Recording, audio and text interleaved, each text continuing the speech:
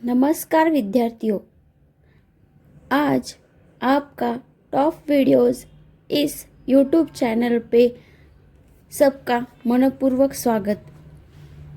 आज हम इस सेशन में लर्निंग डिसेबिलिटीज़ यानी कि अधिगम अक्षमता इस टॉपिक पे चर्चा करने वाले हैं। अगर आप इस चैनल पे नए होंगे तो प्लीज़ सब्सक्राइब कीजिए, क्योंकि हम बहुत ही अच्छे तरीके से इस टॉपिक को कवर करने वाले हैं। और ज़्यादा वीडियो देखने के लिए सब्सक्राइब और बेल आइकॉन पे क्लिक कीजिए और ये वीडियो एंड तक ज़रूर देखना, क्योंकि हमने इस टॉपिक पे हर बार एग्ज़ाम में आए हुए क्वेश्चंस भी देखे हैं। आज हम स्टार्ट करते हैं लर्निंग डिसेबिलिटीज, अधिगम अक्षमता। अधिगम अक्षमता यानी कि सीखने की क्षमता या योग्यता में कमी को अधिगम अक्षमता कहते हैं। इसमें विद्यार्थी पढ़ने से संबंधित कठिनाइयाँ होती है, किसी को लिखने से संबंधित कठिनाई होती है, गणितीय गणना के संबंधित समस्याएं रहती है और भ्रम वाली स्थिति भी निर्माण होती है। इसे हम अधिगम अक्षमता कहते हैं।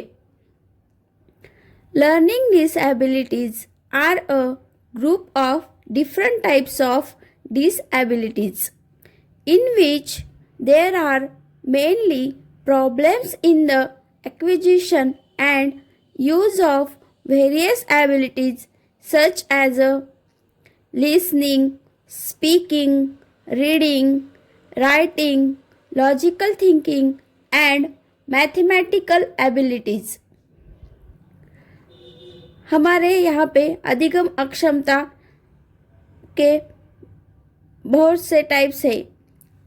अब हम फर्स्ट देखेंगे डिसलेक्सिया। ये पढ़ने से संबंधित होता है। जिसे पढ़ने से संबंधित कठिनाई रहती है वो डिसलेक्सिया से ग्रस्त रहता है। हमें एग्जाम में पूछे जाते हैं, अगर कोई लड़का या लड़की पढ़ने से संबंधित समस्याएं होती है तो वो कौन सा विकार रहता है, तो ये डिसलेक्सिया में आता है। एग्जाम्पल, 100 को बच्चा वॉज बोलता है, बी को डी बोलता है और बड़ा और बढ़ा जैसे शब्दों में अंतर नहीं कर पाते हैं, तो ये भी डिसलेक्सिया में आता है। आगे देखेंगे डिस्ग्राफिया। डिस्ग्राफिया यानी कि लिखने से संबंधित कठिनाई। ग्राफ बोले तो ग्राफ पे क्या करते हैं, हम लिखते हैं।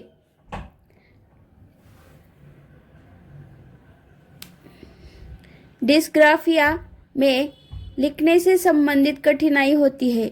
एग्जाम्पल, विद्यार्थी जब बी को डी लिखता है या 100 को वॉज लिखता है तो ये डिस्ग्राफिया से संबंधित विकार है। ये इसमें लिखने से संबंधित कठिनाई आती है।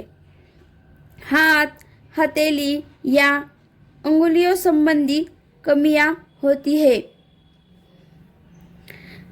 आगे आता है डिसकैल्कुलिया।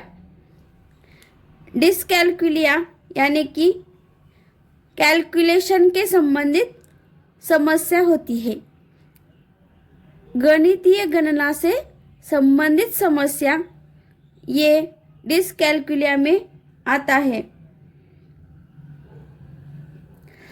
हमें एग्जाम में पूछा जाता है कि एक विद्यार्थी को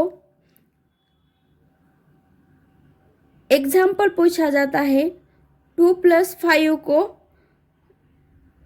8 लिख दिया है, तो 2 + 5 = 7 होता है। तो ये विद्यार्थी किस विकार से ग्रस्त है, तो ये आएगा डिसकैल्कुलिया में। अब नेक्स्ट देखेंगे डिस्मॉर्फिया। डिस्मॉर्फिया में भ्रम वाली स्थिति होती है।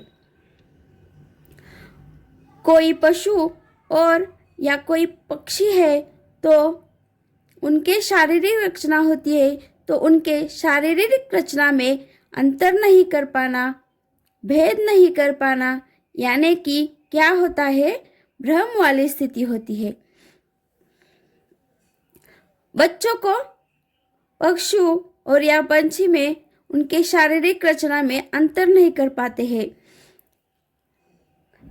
अगर मुर्गा होता है और ये उसे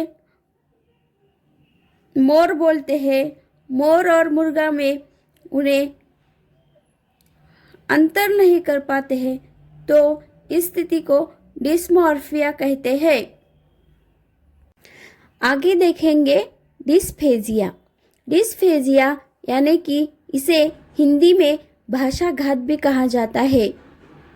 बोलने से संबंधित विकार जब किसी को होता है तो इसे डिस्फेजिया कहते हैं। यानी कि भाषा से संबंधित विकार या और बोलने से संबंधित विकार जो होता है इसे हम डिस्फेजिया कहते हैं। क्लियर है? आगे देख लीजिए डिस्प्रेक्सिया। डिस्प्रेक्सिया ये विकार शारीरिक कौशल, गतिक कौशल से संबंधित विकार होता है। गतिक कौशल या फिर शारीरिक कौशल से संबंधित विकार जो होता है वो डिस्प्रेक्सिया कहलाता है। अगर बच्चा किसी चीज को अच्छी तरह से पकड़ नहीं सकता, अच्छी तरह से बैठ नहीं सकता, तो ये डिस्प्रेक्सिया में आता है। यहाँ से हम देख सकते हैं कि जब छोटा बच्चा गेंद को अच्छी तरह से झेल नहीं सकता तो ये डिस्प्रेक्सिया में आता है।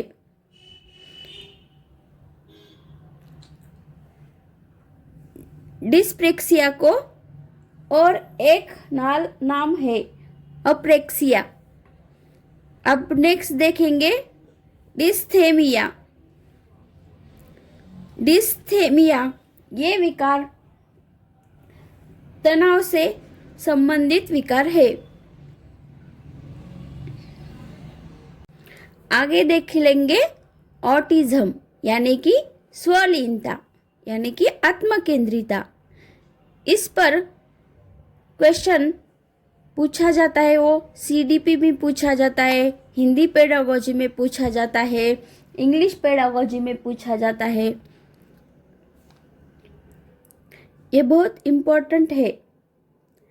दोहराव, रिपीटिटिव और बार बार किए जाने वाला व्यवहार बिहेवियर ऑटिज्म कहलाता है।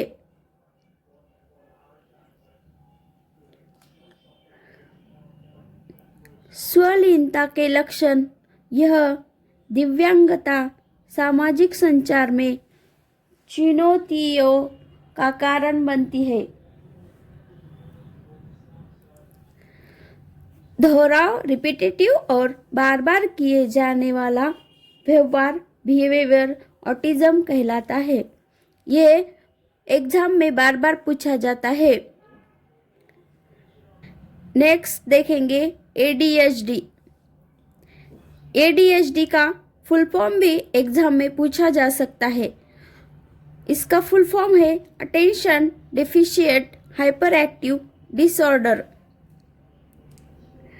इसमें बच्चा एक चीज पर ध्यान केंद्रित नहीं कर पाता और बहुत हाइपर एक्टिव होता है। ये यानी कि ADHD कौन से विद्यार्थियों में देखा जाता है? जो कि बहुत हाइपर एक्टिव होते हैं, वो बच्चा एक चीज़ पर ध्यान केंद्रित नहीं कर पाता है। इस तरह हमने लर्निंग डिसेबिलिटीज देखे हैं। अब हम इस पे आधारित क्वेश्चंस जो कि एग्जाम में अब तक पूछे गए हैं वो देखेंगे। अब हम क्वेश्चन स्टार्ट करेंगे। समूह प्रस्तुति के दौरान यदि किसी विद्यार्थी के द्वारा अनुचित व्यवहार प्रदर्शित किया जाता है, तब एक अध्यापक होने के नाते आप क्या करना चाहेंगे? ये क्वेश्चन CTET जनवरी 2022 में पूछा गया है।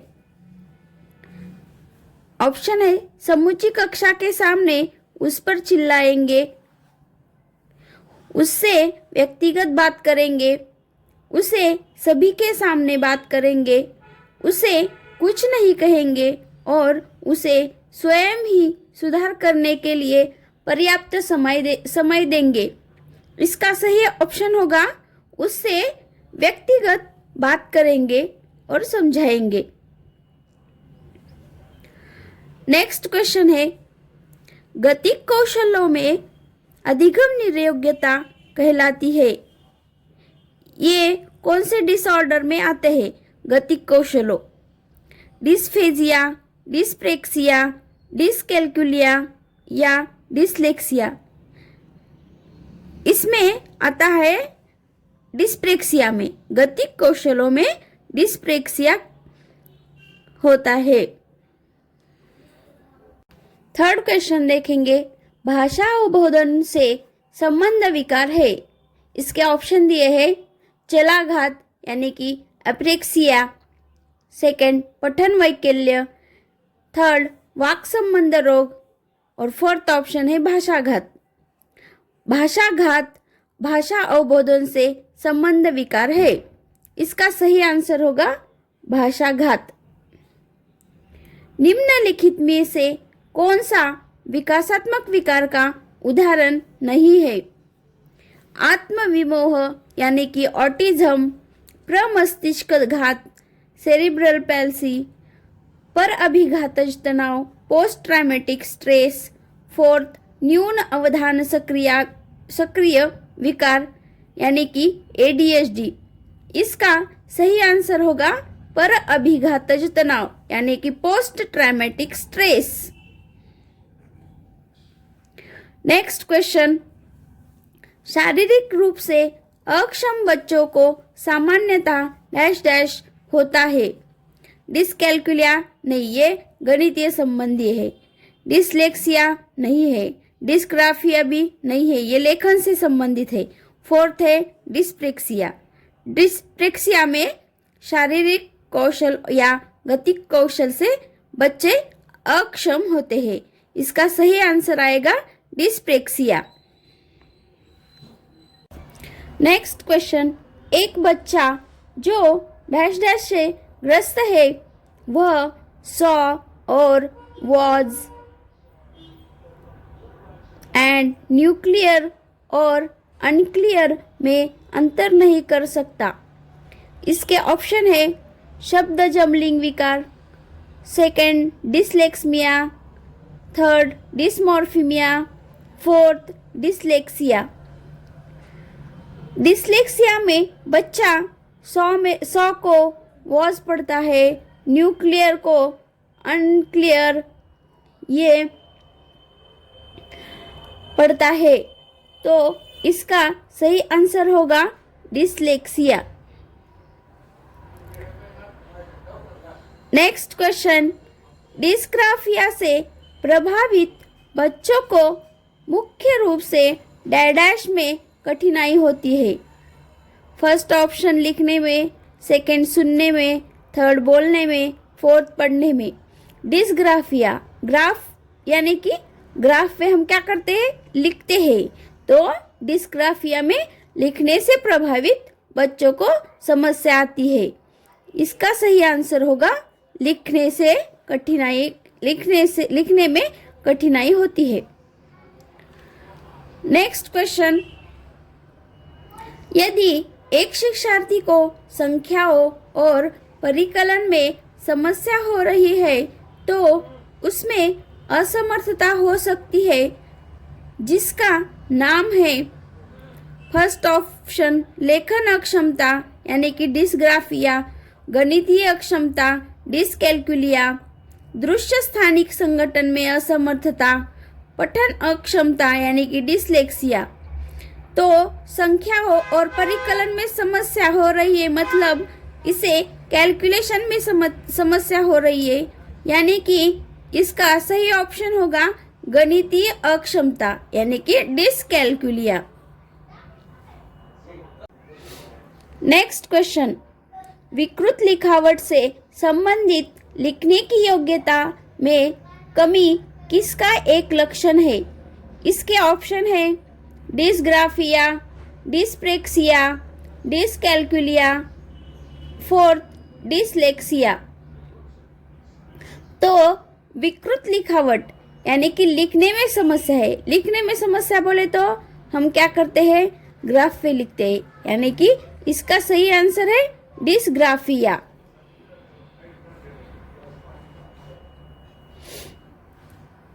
नेक्स्ट क्वेश्चन, निशिता अपने सहपाठियों से ठीक तरह से बात करती है परंतु कक्षा में उत्तर देते समय हकलाती है। वह संभवतः ऑप्शन क्रमांक 1 बड़े समूह में अपनी बात कहने में दबाव महसूस करती है।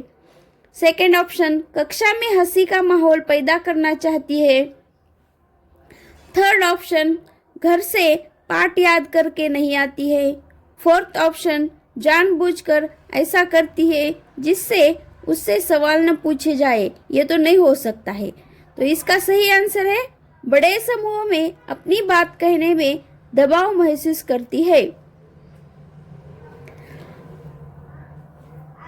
आज हमने अधिगम अक्षमता यानी कि लर्निंग डिसेबिलिटीज इस टॉपिक का स्टडी किया है और महत्वपूर्ण क्वेश्चंस भी देखे हैं। ये वीडियो अच्छी लगी है तो शेयर, लाइक एंड सब्सक्राइब कीजिएगा और अन्य महत्वपूर्ण वीडियो देखने के लिए बेल आइकॉन पे क्लिक कीजिए। धन्यवाद।